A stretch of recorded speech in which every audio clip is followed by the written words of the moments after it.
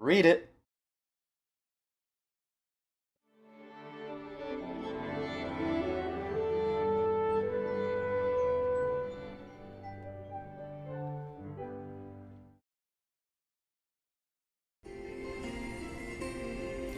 Hello, I'm joeuphonium. My name is Joe, and I play the euphonium. Welcome back for another reaction, where I share my feelings as a musician on a piece of media that deals with music and musicians. This is Your Lie in April, episode 18, and yeah, now we're finally going to see that performance with Nagi and Kousei, and I want to know what they're playing. They're playing some piece by Tchaikovsky. Tchaikovsky is my favorite composer, actually, so I wonder if I actually will know it. Though to my knowledge, I'm not recalling any two piano pieces that he wrote, or one piano, four hand. It could be that, actually. It could be a one piano, four hands thing that he wrote, which do exist. But anyway, so we're coming into the end of Your Lie in April, so I'm interested in seeing how this plays out. It looks like Tsubaki and Watari are going to be there also. Kousei asked Watari to do something for him, and it showed at the end of the other one, Kaori with her phone, I think, so maybe she's going to be listening in, maybe that's what he's asking Watari to do, maybe like record or hold up his phone so it's sending a calls to the performance. But yeah, I really want to see how this whole thing plays out with what looks to be maybe ALS or some other form of sclerosis that Kaori's got going on. Let's just watch. Oh, he's reciting the thing that Kaori would say. Yeah, really, that was never really explained. It's the meaning of it, I guess. Whatever, let's hear it.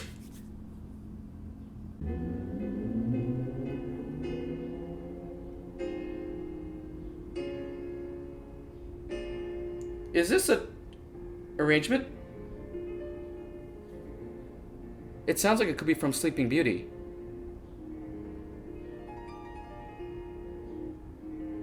Because, like, the chords, that's a very orchestral kind of thing. And a lot of this could easily be, like, a harp or flute or whatever.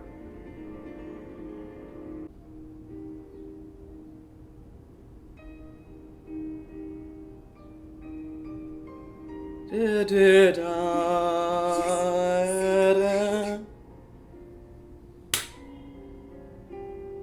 da, da, da, da. This is from Sleeping Beauty. I do have the score to that.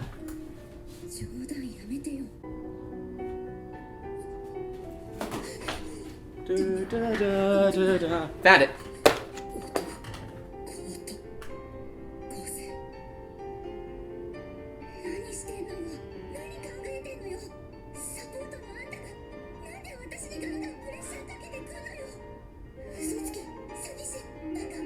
It's their performance. It's time for excitement and, well, maybe not for her. Maybe he's getting a little too distracted.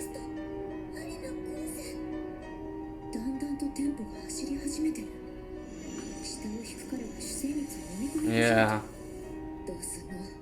I mean, there is supposed to be a balance, and yeah, they should have probably practiced that, but... Or maybe he's trying to pull greater stuff out of her, as long as that's not the end. Okay. Da da da da. This is a famous waltz. I told you it's Sleeping Beauty. Da da da da da da da da da da da da. Bum bum bum bum bum bum. That's the trombones that do that. Jun jun jun jun jun jun jun jun. I love the. Thank you, Your Lie in April. Bum bum bum bum. I was a beat ahead. This is the famous waltz. I could just play along with this.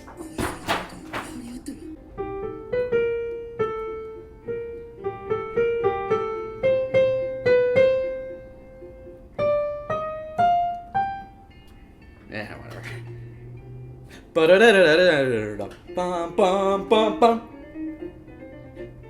I like this little transcription. There are...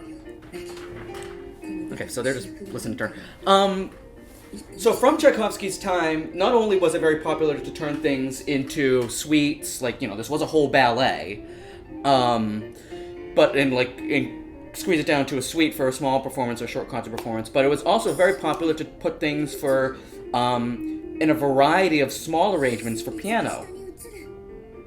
Yeah, it does that. But, whether it's for solo piano, two pianos, one piano, four hands, so that's two people on one piano like they're doing right now. So actually, this probably does exist. And often, it may be the publisher, could be someone else, or the composer himself. Tchaikovsky might have actually done this. So, we have the dum bum bum bum bum bum bum. We know it's a waltz. Yep. But the melody. And I know I've talked a lot about voicing and bringing things out, and actually with multiple people, multiple piano things, it can actually be a little easier where one just might be doing that, one layer, and the other might be doing the more active one that needs to be brought out. But these things were written, because people like music, people want to hear it, but they don't always are able to go out to hear a symphony, a concert, or the symphony might not even be performing. So this was obviously this comes from the time before recording, CDs, records, any of that stuff.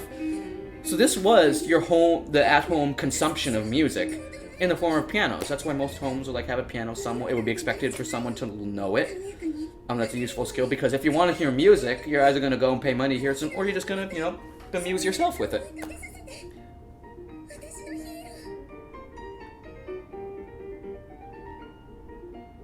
Here, bum bum, of the back and forth. That's flute and a glockenspiel, and then with a horn. Bum bum bum bum bum bum bum. And I could catch that little bit of difference in there. Very nice bringing that out, making sure that is actually clear. Because you as a professional especially, would want to still be representing the original thing too. Again, through the home layer, through the lens of your own interpretation as well.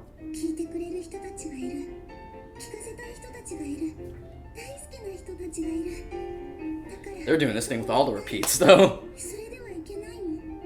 They didn't do the intro. If you know the if you heard the music, you should listen to the very first track of it. It is awesome. The first part of the actual ballad, the introduction, the Lilac Fairy. It's awesome how that begins. Maybe they'll end with that. That'd be awesome. More, come on. Okay, the first one they played was the Adagio, pas d'action. That's number 2 of the Sleeping Beauty suite. So if you go look that up, Sleeping Beauty suite number 2, you should find it. That's what it is. I hope that isn't our last performance. Though it does... Oh, come on. She's freaking young.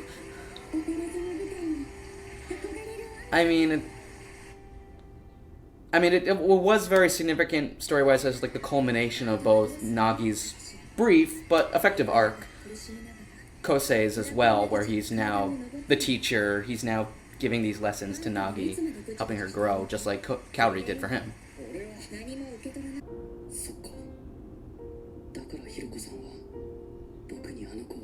Yep. And some lessons and some growth can only be done by helping and teaching others. You can only learn so much being a student, having it come from one direction into your brain. Then you need to make sense of it in such a way that you have mastered it enough, just like Kousei has, to impart it to another. Wow, he forgot him.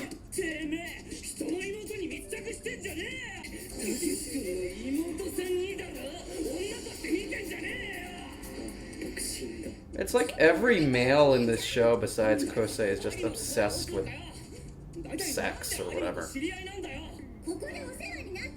Blech.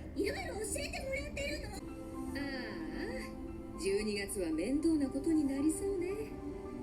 10分の1、100分の1でも Yeah. Yeah, she did.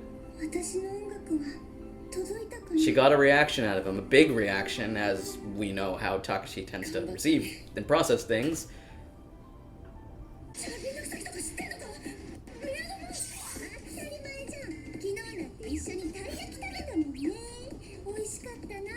That actually is a kind of thing in music world, actually, where it's like, you know this person, you have their contacts.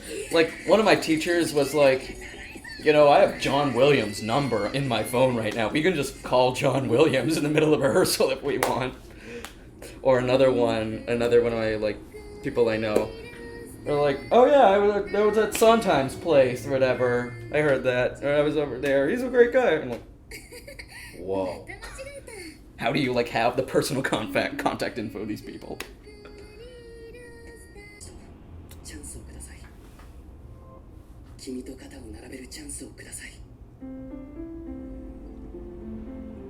He means play alongside her. Yep, exactly. I got it right. I'm figuring out this show. I pay attention.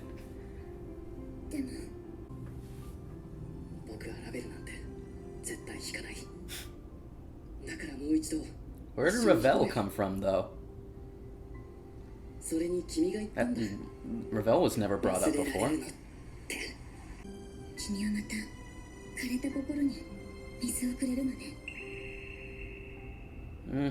Again, kind of coming full circle where he wants to help her now. It's not like, you know, he's able to. He's grown enough that not only does he want to, but he's able to. And they can stand more as equals, side by side, like you said. That was a good one! So yeah, they played those two selections from the Sleeping Beauty suite. Like I said, the first one was the Pas d'Action number 2 from the suite, and the third one was the famous waltz from the Sleeping Beauty, which, if you didn't know, obviously it's the Once Upon a Dream song from the Disney movie Sleeping Beauty, which adapted all the music from, well, most of the music from the ballet into the Disney movie. So, if you heard one or the other, that's where it all comes from. But yeah, I really enjoyed hearing that. I'm hoping there was still more. Maybe there will be now that he mentioned it, though I don't know, again, where the Ravel came from. Oh. Never mind. That was the one that someone mentioned to me in the comments. That was that. Oh, okay. Now I got it. Anyway. But yeah, like I said, those piano arrangements.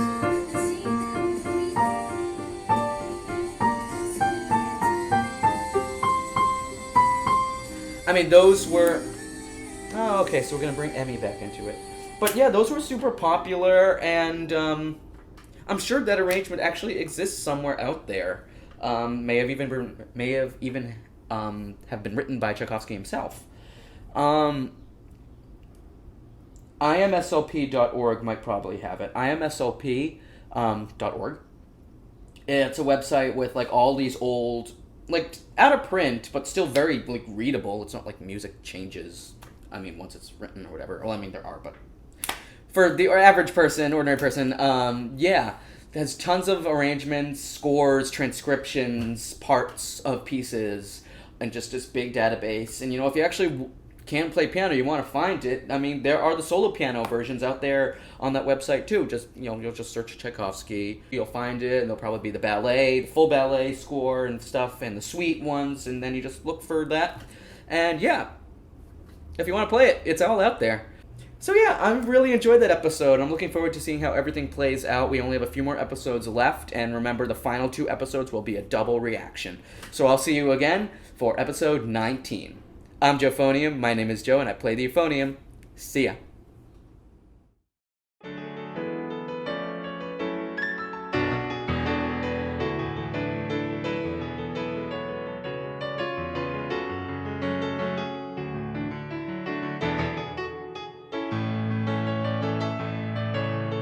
Happy playing! Hey, did you like that video? Well, I've got more. Right now, I'm reacting to 3 shows: Mozart in the Jungle, Nodame Cantabile, and Your Lie in April. If you haven't seen any of those before, click the videos to start at the first reaction. New reactions get posted every Monday, Wednesday, and Friday. And check out some of the other stuff I have on my channel too. Enjoy, and happy playing!